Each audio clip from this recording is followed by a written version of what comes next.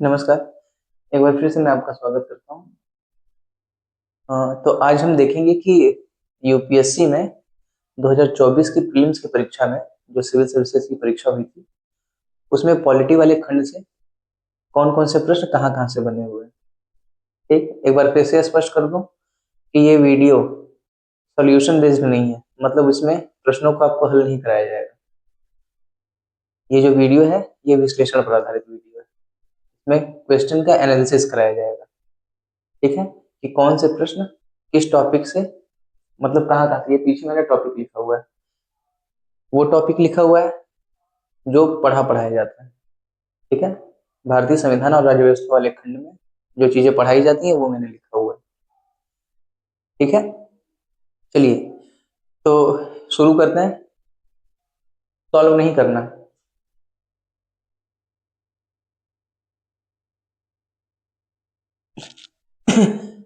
UPSC 2024 के paper का, prelims के पेपर का, समझ रहे हैं, जो जीएस फर्स्ट का पेपर होता है उसका सेट ए का मैं प्रश्न उठाया हुआ हूँ। सारे प्रश्न सेट ए से होंगे।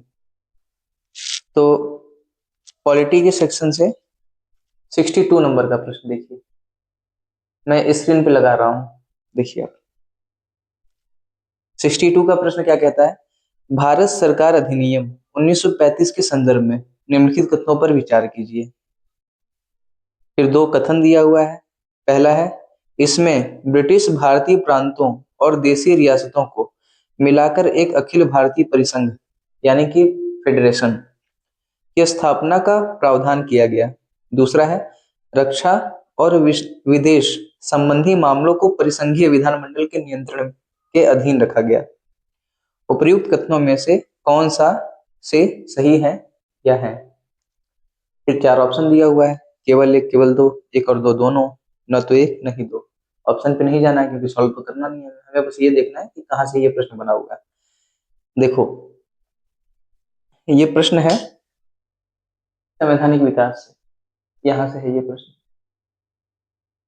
क्यों? क्योंकि हम इसी के अंतर्गत पढ़ते हैं, बहुत सारे अधिनियम पढ़ते हैं, ब्रिटिश कंपनी के अधीन और फिर उसके बाद से राजशाही के अधीन बहुत सारे अधिनियम पढ़ते हैं। 73 का रेगुलेटिंग एक्ट पढ़ते हैं, फिर चार्टर अधिनियम पढ़ते हैं, 84 का फिर इंडिया एक्ट पढ़ते हैं, बहुत सारी चीजें हैं इसके अंतर्गत देखेंगे। उसी में 1935 का अधिनियम भी पढ़ता है, तो वहां से ये प्रश्न पूछा गया। भारत में संवैधानिक विकास स्पष्ट हो गया। चलिए दूसरा प्रश्न देखिए, क्वेश्चन नंबर 66 है, सेट ए का क्वेश्चन नंबर 66। प्रश्न क्या है कि भारत के संविधान के अनुच्छेद 368 के अनुसार संसद निम्नलिखित में से किनके द्वारा संविधान के किसी उपबंध में संशोधन कर सकेगी? पहला है परिवर्धन, दूसरा है परिवर्तन, तीसरा है निरसन। निरसन मतलब समाप्त करना। फिर नीचे लिखा हुआ है, नीचे दिए गए कोड का प्रयोग कर सही उत्तर चुनिए। फिर चार ऑप्शन दिया हुआ है। ये प्रश्न कहाँ से पूछा हुआ है? आप लोग समझदार हैं, बहुत क्लियर ढंग से कह सकते हैं। प्रश्न कहाँ से बना है? संविधान संशोधन। देखो 2025 के प्रश्न के लिए भी मैंने यहाँ पे टिक किया हुआ है, 2025 में भी यहाँ से प्रश्न पूछा हुआ है। ठीक, 2024 में भी पूछा है। ठीक है, अगला प्रश्न देखिए, क्वेश्चन नंबर 68, सेट ए का क्वेश्चन नंबर 68। संसद में धन विधेयक के संबंध में निम्नलिखित कथनों में से कौन से सही हैं? पहला है, अनुच्छेद 101 अनुच्छेद 109 में धन विधेयक के संबंध में विशेष प्रक्रिया का उल्लेख है। दूसरा कथन है, धन विधेयक राज्यसभा में पुनः स्थापित, ठीक है, मतलब इंट्रोड्यूस, पुनः स्थापित नहीं किया जाएगा। तीसरा कथन है, राज्यसभा या तो विधेयक को अनुमोदन दे सकती है या परिवर्तन के लिए सुझाव दे सकती है, किंतु इसे अस्वीकार नहीं कर सकती। चौथा है, राज्यसभा द्वारा धन विधेयक में सुझाए गए संशोधन को लोकसभा द्वारा स्वीकार करना होगा। नीचे दिए गए कोड का प्रयोग कर सही उत्तर चुनिए। फिर ए बी सी डी चार ऑप्शन है, ऑप्शन में आप देख सकते हैं क्या लिखा हुआ है। ठीक, अब बात रही कि ये प्रश्न पूछा कहां से, है ना। आइए, ये जो है ना संघ का विधानमंडल, संसद, यहाँ में हम विभिन्न प्रकार के विधेयक पढ़ते हैं। संविधान संशोधन विधेयक है, साधारण विधेयक है, धन विधेयक है, वित्त विधेयक है। तो यहां से कहां से पूछा है? धन विधेयक से।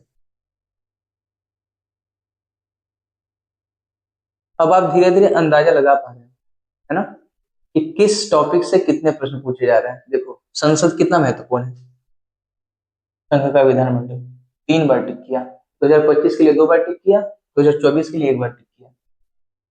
अगला प्रश्न देखिएगा, 70 है, क्वेश्चन नंबर 70। पूर्वोत्तर परिषद, है ना, की स्थापना पूर्वोत्तर परिषद अधिनियम 1971 द्वारा की गई थी।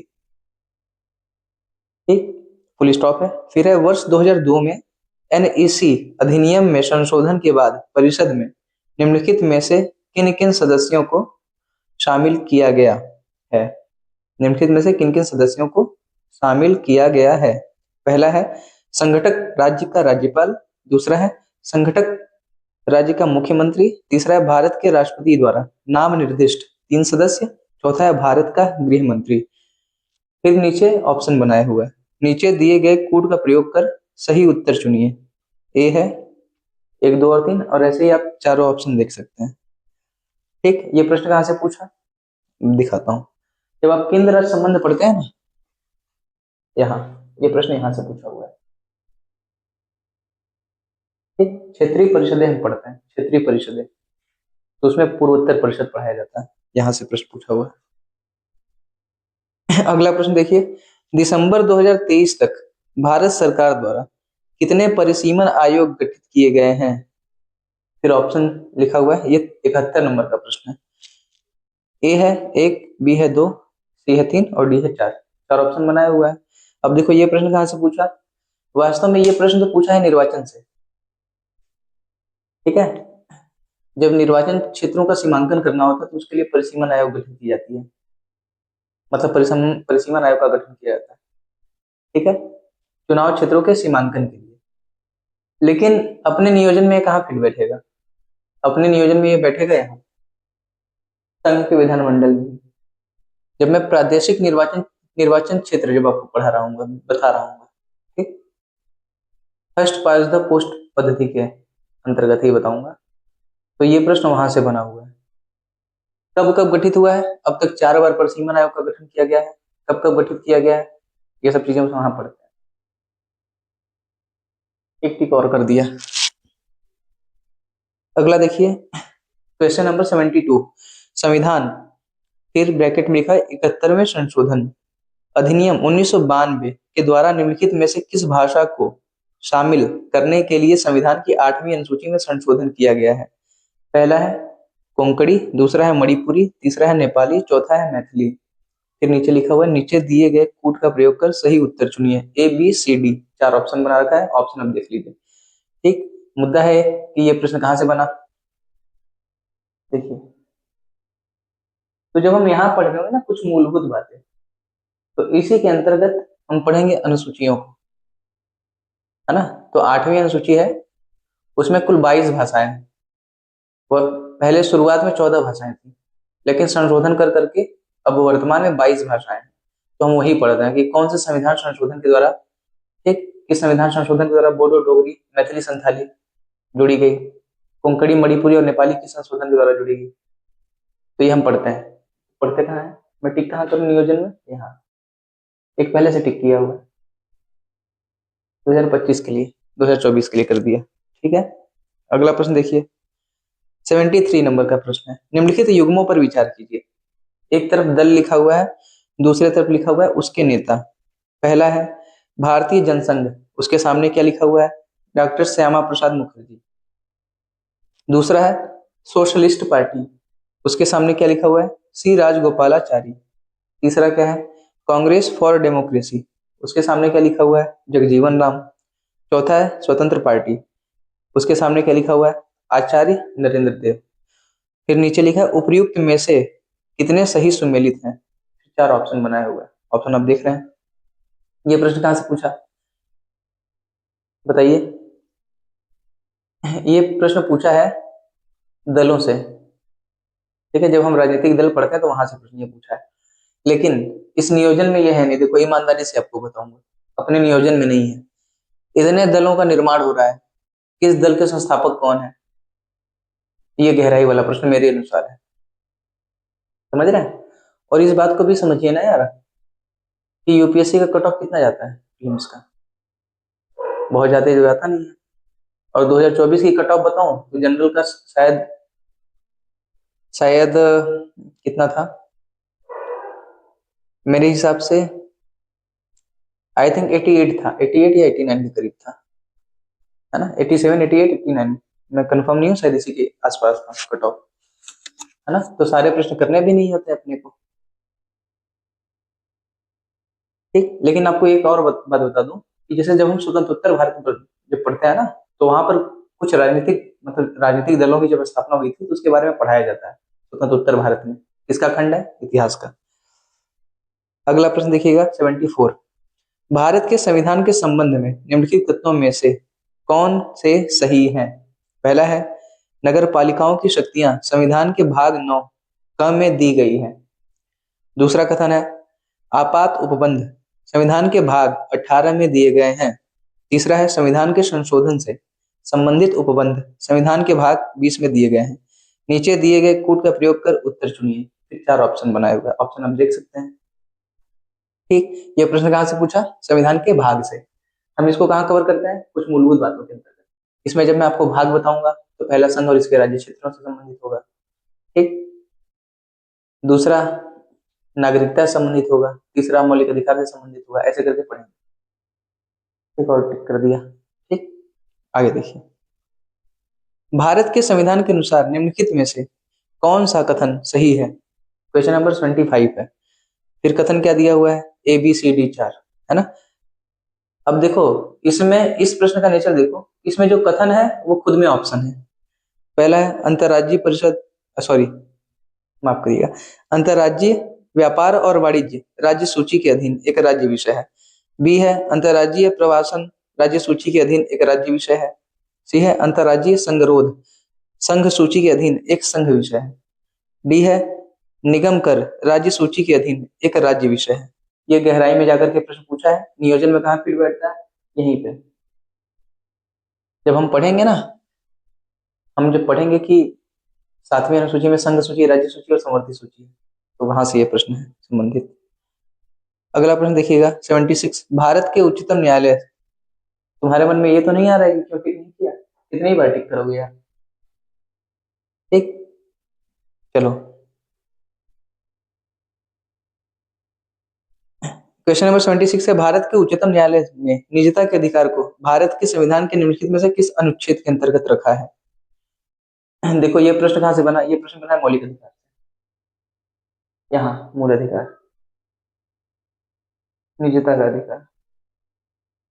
कितनों के मन में आ रहा होगा कि यार उस पर टिक नहीं की, चलो यार कर ही देता हूँ। चलो क्वेश्चन नंबर 80 देखिए, लोकसभा में आचार समिति के संबंध में निम्नलिखित कथनों में से कौन से सही हैं? पहला है, प्रारंभ में यह तदर्थ समिति थी। दूसरा है, केवल कोई लोकसभा का सदस्य ही किसी लोकसभा सदस्य के अनैतिक आचरण से संबंधित शिकायत कर सकता है। तीसरा है, यह समिति किसी ऐसे मामले पर विचार नहीं कर सकती जो न्यायाधीन है। फिर है, नीचे दिए गए कूट का प्रयोग कर उत्तर चुनिए। 4 ऑप्शन दिया हुआ है, आपको दिख रहा होगा। ये प्रश्न कहां से पूछा है? संसदीय समितियों से, है ना? यहां से संघ का विधानमंडल, और इसी में हम संसदीय समितियां पढ़ेंगे। ठीक, ये प्रश्न यहां से बन रहा है। और इसमें एक दूसरा वाला देखिए कि केवल कोई लोकसभा का सदस्य ही किसी लोकसभा सदस्य के अनैतिक आचरण से संबंधित शिकायत कर सकता है। समझ रहे? तो लोकसभा संघ के विधानमंडल यानी संसद का ही सदन है। आगे देखिए क्वेश्चन नंबर 81। नारी शक्ति वंदन अधिनियम के संबंध में निम्नलिखित कथनों पर विचार कीजिए। पहला है, ये उपबंध 18वीं लोकसभा से प्रभावी होंगे। दूसरा है, अधिनियम बनने के बाद यह 15 वर्षों के लिए प्रवर्तन में रहेगा। तीसरा है, इसमें अनुसूचित जातियों के लिए आरक्षित कोटे के भीतर अनुसूचित जातियों की महिलाओं के लिए स्थानों के आरक्षण के उपबंध है। उपर्युक्त कथनों में से कौन से सही हैं? फिर ऑप्शन 4 है, ए बी सी डी। है ना, कथनों को लेकर के ऑप्शन बनाया हुआ है। ये प्रश्न कहाँ से पूछा हुआ है, बता दूं तुम्हें, अब तक संविधान में 106 संशोधन किए जा चुके हैं और जो लेटेस्ट संशोधन है 106वां संविधान संशोधन वही है नारी शक्ति वंदन अधिनियम। तो सोचो यार, इसको तो करंट का भी मैं बता सकता हूँ, ठीक। लेकिन जब हम संसद पढ़ते हैं ना, यहाँ संघ का विधानमंडल, तो उसमें मैं मतलब उसमें लोग पढ़ाते हैं इस संशोधन को। क्यों? क्योंकि ये लोकसभा और राज्यों की विधानसभाओं में सीटों के आरक्षण से संबंधित ये था, नारी शक्ति वंदन अधिनियम, इसलिए उसको उसी में पढ़ते हैं। अगला देखिएगा 83 नंबर का प्रश्न, प्रतिषेध रिट उच्चतम न्यायालय या उच्च न्यायालयों द्वारा किससे और किस प्रयोजन से जारी किया गया एक आदेश है। फिर चार ऑप्शन दिया हुआ है। ए, किसी सरकारी अधिकारी को उससे किसी विशिष्ट कार्यवाही करने से प्रतिषेध करने के लिए। दूसरा है बी ऑप्शन, संसद ऑब्लिक विधानसभा को मद्य निषेध पर कोई विधि पारित करने के लिए। सी है निचली अदालत को किसी मामले में कार्यवाही जारी रखने का प्रतिषेध करने के लिए। डी है सरकार को उसे किसी असंवैधानिक नीति का अनुपालन करने से प्रतिषेध करने के लिए। ये चार ऑप्शन जो दिया हुआ है, और ये प्रश्न है कहाँ से बना है, प्रतिषेध रिट, ये बना है मौलिक अधिकार। जब हम अनुच्छेद 32 पढ़ते हैं ना, संवैधानिक उपचारों का अधिकार, तो उसी में हम पढ़ते हैं न्यायालय का रिट क्षेत्राधिकार। समझ गए? अगला प्रश्न देखिएगा, क्वेश्चन नंबर 84 है, निम्नलिखित कथनों पर विचार कीजिए। पहला है, वह राज्य का राज्यपाल है जो उस राज्य के किसी समुदाय को अनुसूचित जनजाति के रूप में मान्यता देता है और घोषित करता है। दूसरा है, किसी राज्य में अनुसूचित जनजाति के रूप में घोषित किसी समुदाय के लिए यह आवश्यक नहीं है कि दूसरे राज्य में भी ऐसा हो। उपर्युक्त कथनों में से कौन सा ऑब्लिक कौन से सही है ऑब्लिक है। ए बी सी डी चार ऑप्शन, ठीक, केवल एक केवल दो देख लीजिएगा। ये प्रश्न कहां से पूछा है, यहां से, अनुसूचित जाति और जनजाति क्षेत्र। अगला प्रश्न देखिए, केंद्रीय बजट 85 नंबर का प्रश्न, केंद्रीय बजट ब्रैकेट में यूनियन बजट लिखा हुआ है के संदर्भ में निम्नलिखित कथनों पर विचार कीजिए। पहला है, प्रधानमंत्री की ओर से केंद्रीय वित्त मंत्री संसद के दोनों सदनों के समक्ष वार्षिक वित्तीय विवरण रखते हैं। दूसरा है, केंद्रीय स्तर पर यानी यूनियन स्तर पर भारत के राष्ट्रपति की अनुशंसा के बिना अनुदानों की मांग नहीं की जा सकती। उपर्युक्त कथनों में से कौन सा ऑब्लिक कौन से सही है ऑब्लिक है। चार ऑप्शन है ए बी सी डी, देख रहे होंगे। ये प्रश्न कहां से पूछा है, केंद्रीय बजट, यहां से पूछा है। क्यों? क्योंकि जब हम संसद पढ़ते हैं ना, तो उसमें बजट की प्रक्रिया भी मतलब उसका ही अंश है, बजट की प्रक्रिया। अगला देखिएगा 93 है, लोकसभा के अध्यक्ष के संदर्भ में निम्नलिखित कथनों पर विचार कीजिए। फिर नीचे लिखा है, जब लोकसभा के अध्यक्ष को हटाने का कोई संकल्प विचाराधीन है तब। पहला कथन है, वह पीठासीन नहीं होगा ऑब्लिक होगी। दूसरा है, उसे बोलने का अधिकार नहीं होगा। तीसरा है, वह संकल्प पर प्रथमतः मत देने का ऑब्लिक की हकदार नहीं होगा ऑब्लिक होगी। उपर्युक्त कथनों में से कौन सा या कौन से सही है या है। ये प्रश्न पूछा है, चार ऑप्शन बनाया हुआ है। ये कहां से प्रश्न पूछा है, ये प्रश्न पूछा है लोकसभा के अध्यक्ष से। यहाँ संघ का विधानमंडल जब हम पढ़ते हैं ना इसमें, तो संसद के जो पदाधिकारी पढ़ते हैं, तो लोकसभा अध्यक्ष भी इसमें पढ़ते हैं। लोकसभा अध्यक्ष से यहाँ से प्रश्न पूछा हुआ है। अगला प्रश्न देखिए, आप समझ लीजिए, यहीं से इतने से ही अंदाजा लगा लीजिए कि संघ का विधानमंडल यानी कि संसद कितना महत्वपूर्ण टॉपिक है। देख रहे हैं, संघ का विधानमंडल और इधर मौलिक अधिकार देख लीजिए और कुछ बेसिक चीजें, है ना, इसमें संविधान, संविधानवाद, भाग, अनुसूचियों इत्यादि की चर्चा होती है। देखिए कितना इंपॉर्टेंट है ये सब टॉपिक। अगला देखिएगा 94 नंबर का प्रश्न, भारतीय संसद के संदर्भ में निम्नलिखित तथ्यों पर विचार कीजिए। पहला है, लोकसभा में लंबित कोई विधेयक उसके विघटन होने पर व्यपगत हो जाता है। दूसरा है, लोकसभा द्वारा पारित और राज्यसभा में लंबित कोई विधेयक लोकसभा के विघटन हो जाने पर व्यपगत हो जाता है। तीसरा है, कोई विधेयक जिसके संबंध में भारत के राष्ट्रपति ने सदनों की संयुक्त बैठक आहूत करने के अपने आशय की सूचना दे दी है, लोकसभा का विघटन हो जाने पर व्यपगत हो जाता है। फिर है, उपर्युक्त कथनों में से कौन सा ऑब्लिक कौन से सही है ऑब्लिक है। फिर 4 ऑप्शन बनाया हुआ है। ये प्रश्न कहाँ से है? व्यापकता का सिद्धांत, संसद है ना, संघ का विधानमंडल इसके अंतर्गत पड़ता है। सॉरी। अगला प्रश्न देखिएगा, 95 नंबर का प्रश्न। भारत के संसद के संदर्भ में निम्नलिखित तथ्यों पर विचार कीजिए। पहला है, भारत के राष्ट्रपति द्वारा किसी सदन के सत्रावसान के लिए मंत्रिपरिषद के परामर्श की आवश्यकता नहीं है। दूसरा है, सदन का सत्रावसान सामान्यतः सदन के अनिश्चित काल के लिए स्थगित होने के पश्चात किया जाता है, किंतु भारत के राष्ट्रपति द्वारा उस सदन का सत्रावसान करने पर कोई वर्जन नहीं है जो सत्र में है। तीसरा है, लोकसभा का विघटन भारत के राष्ट्रपति द्वारा असाधारण परिस्थितियों को छोड़कर मंत्रिपरिषद के परामर्श से किया जाता है। इस प्रश्न को मैं कहां से आपको जोड़ूं? मैं इसको जोड़ता हूं यहां से, संघ की कार्यपालिका से, राष्ट्रपति। समझ रहे हैं? राष्ट्रपति की विधायी शक्ति। अगला देखिए। चलिए, इतना ही प्रश्न था। मैंने सारे प्रश्नों को आपको दिखाया, कौन सा प्रश्न कहां से आया हुआ है। एक बार चेक कर लो, कोई प्रश्न छूटा तो नहीं है? नहीं, ठीक है।